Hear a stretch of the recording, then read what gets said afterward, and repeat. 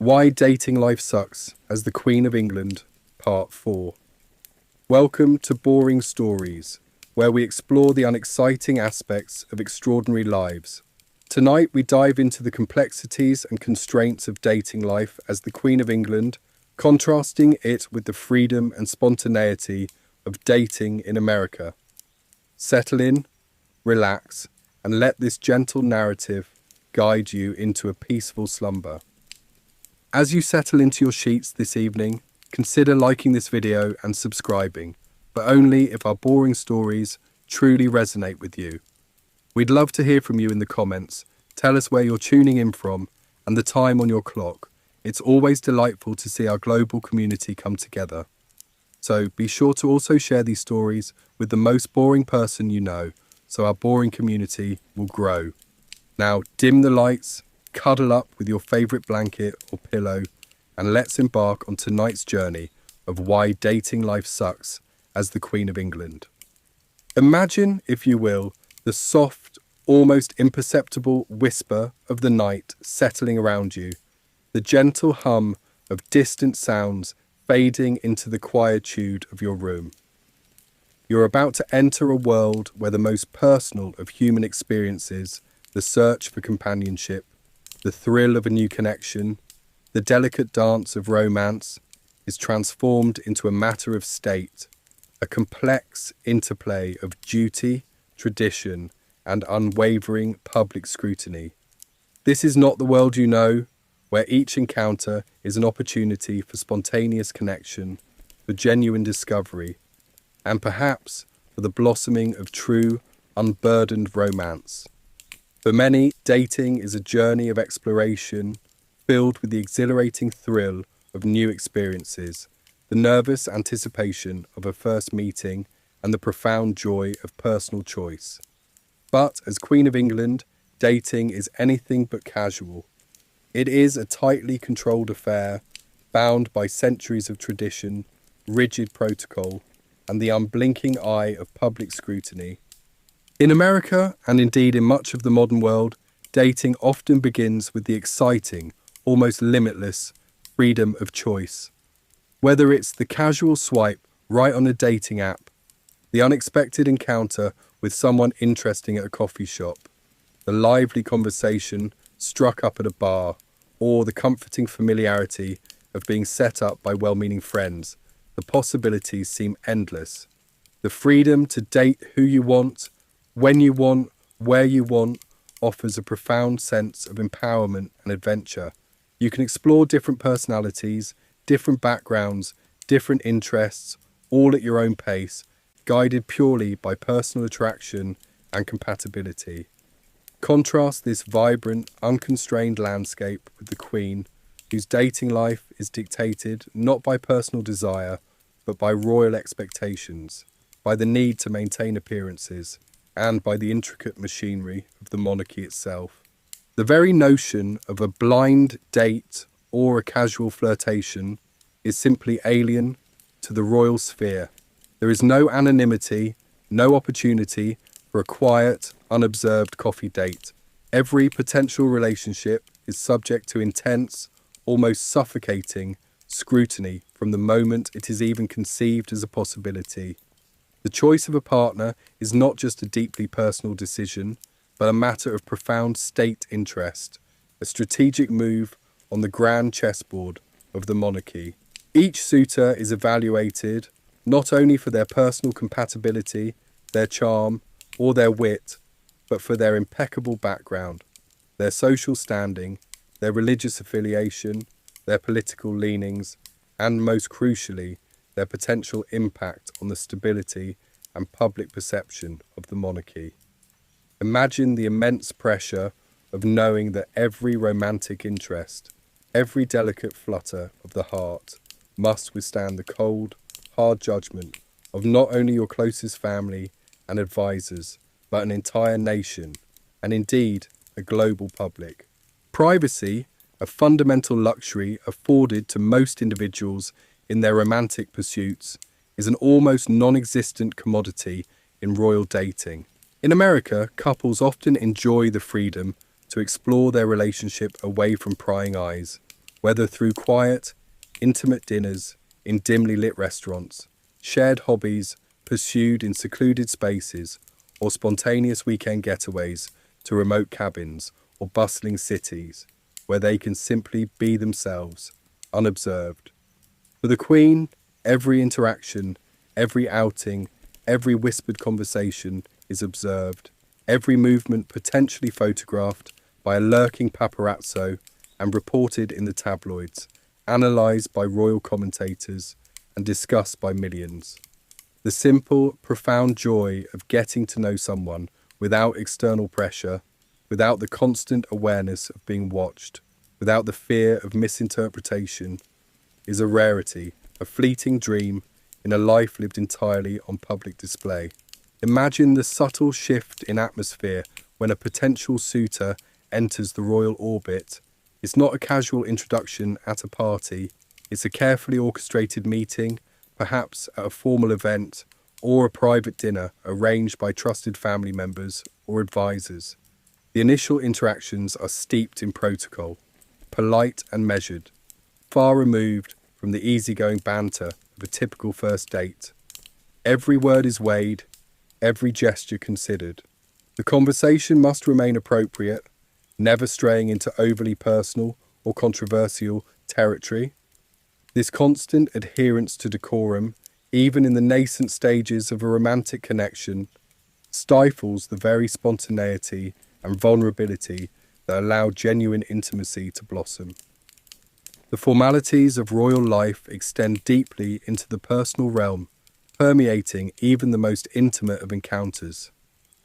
Unlike the casual nature of most American dates, where jeans and a favourite tea might suffice for a comfortable evening, and conversation flows freely, punctuated by laughter and shared silences, the Queen's encounters are steeped in rigid protocol.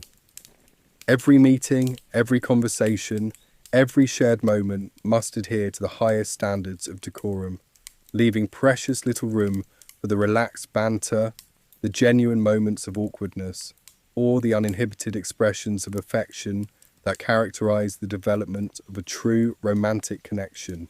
There is no comfortable slouching on a sofa, no spontaneous hand-holding, no casual leaning in for a whispered secret. Every physical gesture, every verbal exchange is part of a larger, unspoken script. Travel, often a shared joy in relationships, a chance for couples to explore new places together, sharing adventures and creating indelible memories, presents its own unique set of challenges for the Queen. While many couples relish the chance to wander through ancient ruins, hike majestic mountains, or simply relax on a sun-drenched beach, the Queen's travel is almost exclusively dictated by official duties. Any personal travel, any attempt at a private getaway with a potential partner must be meticulously planned, carefully vetted, and formally approved by a myriad of officials, leaving precious little room for the spontaneity that often brings couples closer, that allows for the quiet, unscripted moments of connection that truly deepen a bond. Imagine trying to plan a romantic weekend retreat when every detail must be cleared by security, every location swept, every movement logged. The very essence of a romantic escape is lost in the bureaucratic machinery. Public appearances, a staple of royal life, add another profound layer of complexity to any budding romance. While many couples enjoy the simplicity of a dinner date at a local restaurant, a quiet movie night, or a casual stroll through a park, the Queen's outings are almost always public affairs, each requiring careful planning and execution. The pervasive presence of cameras, the watchful public eye, and the ever-present media turn what should be private moments of connection into public spectacles, meticulously analysed and endlessly discussed.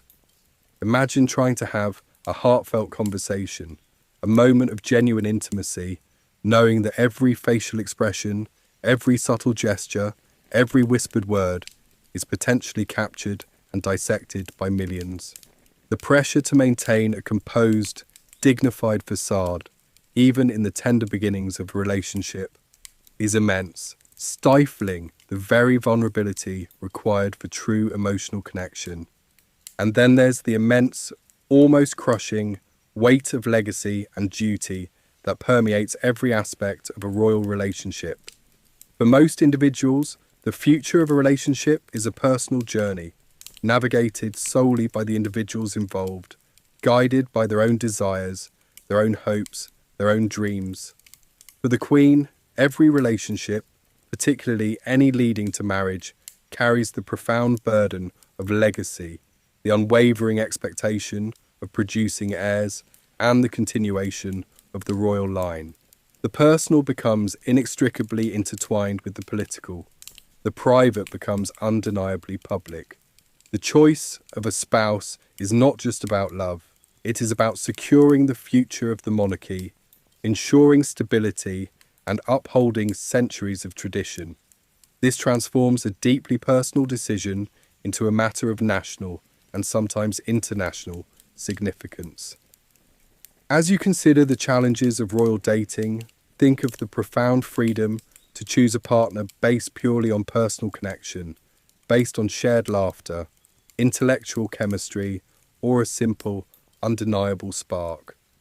Think of the joy of shared experiences without constraint, without the constant presence of security, without the unblinking eye of the media. Think of the ease of discovering love on your own terms, at your own pace, in your own private spaces. These are luxuries not afforded to the Queen, whose personal life, whose romantic journey, is bound by an unyielding web of duty, tradition, and public expectation. Let us delve deeper into the intricate web of constraints that define dating life for the Queen, beginning with the extremely limited selection pool.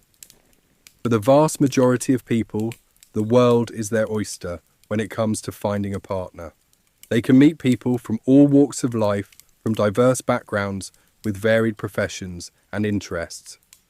For the Queen, however, the pool of suitable partners is incredibly narrow.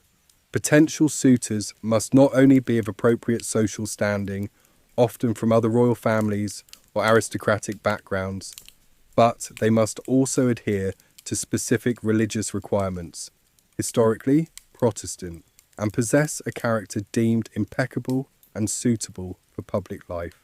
Imagine the subtle pressure to find love within such a restricted group, where personal attraction might take a back seat to dynastic considerations. This is not about finding your soulmate. It is about finding a suitable consort, a partner who can fulfill a specific role within the institution. The influence of advisors and courtiers is another pervasive, yet often unseen, aspect of royal dating. From a young age, the Queen would have been surrounded by trusted advisors, private secretaries, and family members who would have subtly, or not so subtly, guided her interactions with potential partners.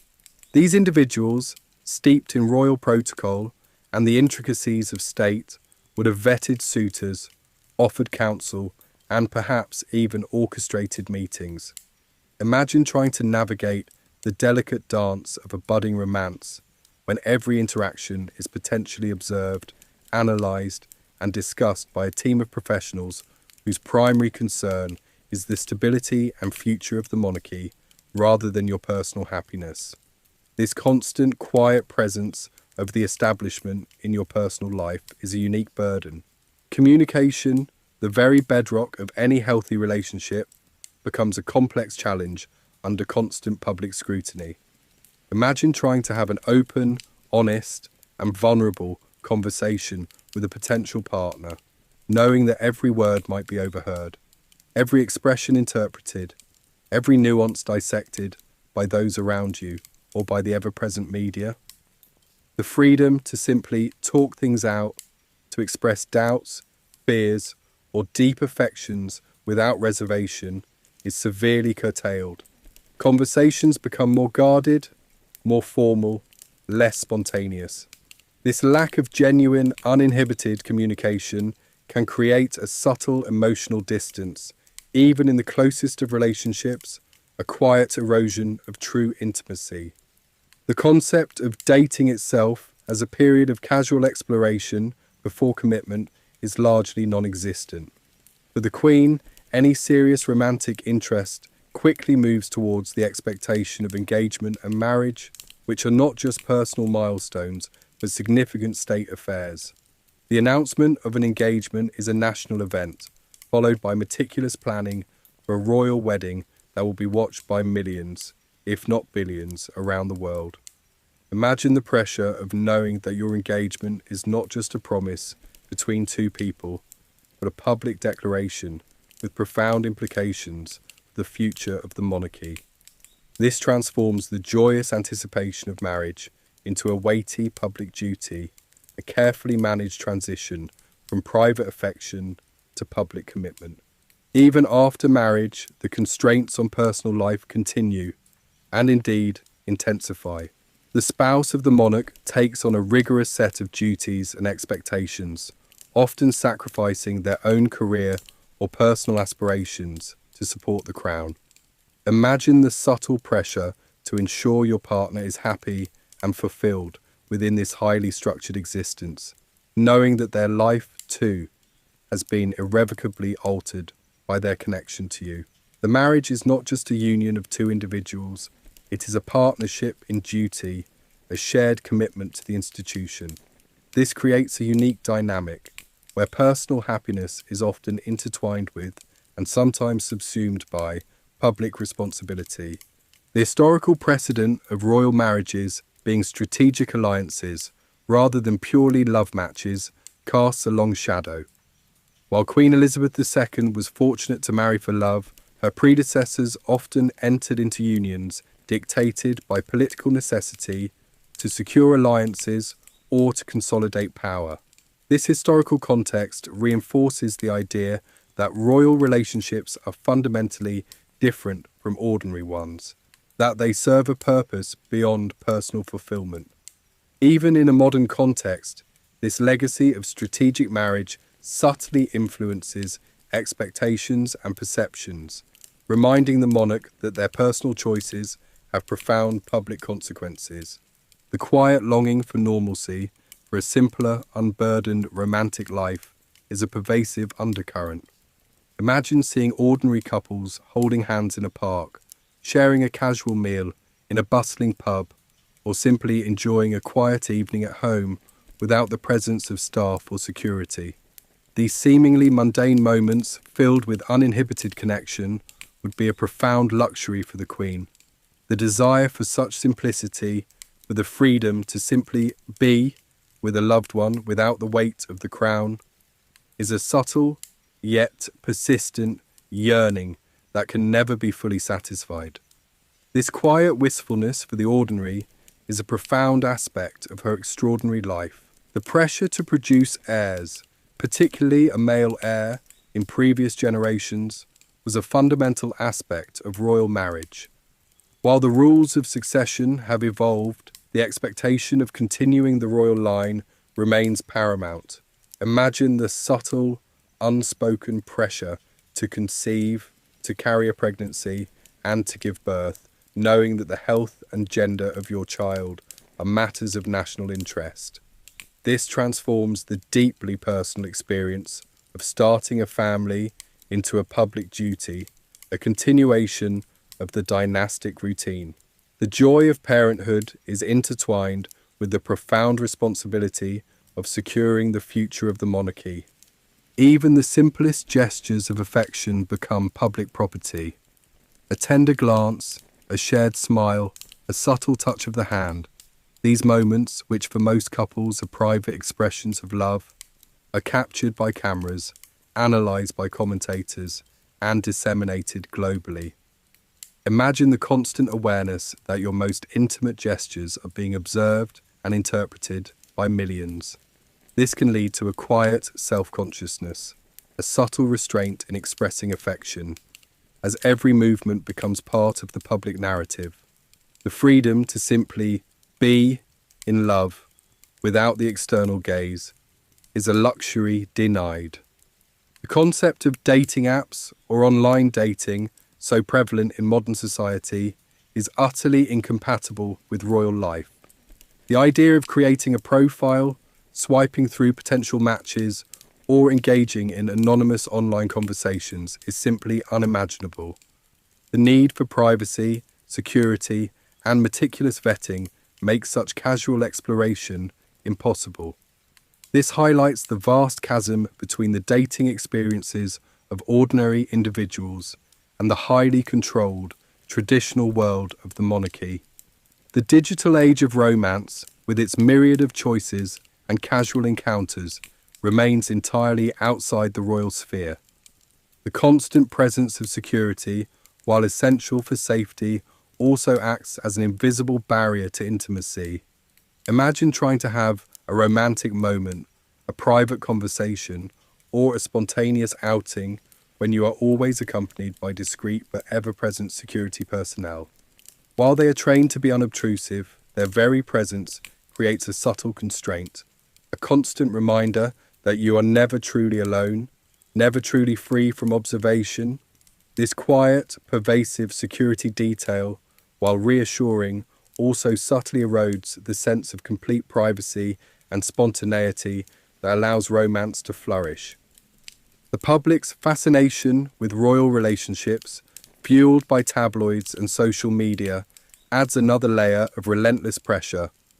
Every rumour, every perceived disagreement, every subtle shift in dynamic is amplified and discussed. Imagine trying to navigate the natural ups and downs of a relationship when every perceived wobble becomes a global headline. The need to present a united, harmonious front, even during personal challenges, is immense. This constant external commentary can create an additional strain on the relationship, a quiet battle against public perception. Even the choice of leisure activities with a partner is constrained. While most couples can enjoy a wide range of activities, from hiking and camping to visiting local pubs or attending concerts, the Queen's activities, even in private, are often more formal and traditional. Imagine a preference for horse riding, walks on the estate, or quiet evenings in, dictated by security and protocol. The freedom to simply do something fun on a whim, without advanced planning or security clearance, is severely limited. This quiet restriction on shared leisure activities is another subtle burden on royal romance. The long-term impact on personal happiness and fulfillment in a relationship bound by such constraints is profound. While love can certainly exist and flourish within the royal sphere, it often does so alongside a pervasive sense of duty and sacrifice. Imagine the quiet moments of reflection, wondering what a life unburdened by the crown might have offered, what freedoms might have been enjoyed, what spontaneous joys might have been experienced. This subtle, almost unconscious comparison with a normal life can be a source of quiet wistfulness, a gentle reminder of the personal cost of an extraordinary existence. The concept of dating advice or seeking external counsel on relationship matters, common for many, is also different. While the Queen would have had trusted confidants, the nature of these discussions would be far from the casual chats with friends over coffee. Any advice would be filtered through the lens of duty and protocol, emphasizing the institutional implications of personal choices. This formalization of personal support is another unique aspect of royal life. And finally, the sheer longevity of a royal marriage, often spanning decades, means a continuous, unwavering commitment to a public partnership. Imagine maintaining a harmonious public front, fulfilling endless duties together, and navigating personal challenges, all under the constant gaze of the world for 50, 60, or even 70 years. This is a routine of perpetual partnership, a shared journey of duty and representation, where the personal and the public are inextricably linked every single day. And so, as you drift deeper into sleep, consider the dating life of Queen Elizabeth II, a life where romance is not just personal, but a complex interplay of protocol, public expectation, and profound constraint. The thrill of choice, the joy of privacy, the freedom of spontaneity, these are luxuries largely denied. The next time you enjoy the simple pleasure of a date, whether it's a casual coffee, a spontaneous movie night, or a quiet dinner with someone special, remember the unseen constraints faced by those whose personal lives are intertwined with their public roles. It is a freedom that few truly appreciate until they imagine a life without it. A life where even love is a matter of state. A life of perpetual, quiet, and profoundly boring royal romance. If this story helped you relax, join us again for more insights into the realities of royal life and its unexpected challenges. Until next time, may your dreams be as free and fulfilling as a love unbound by protocol.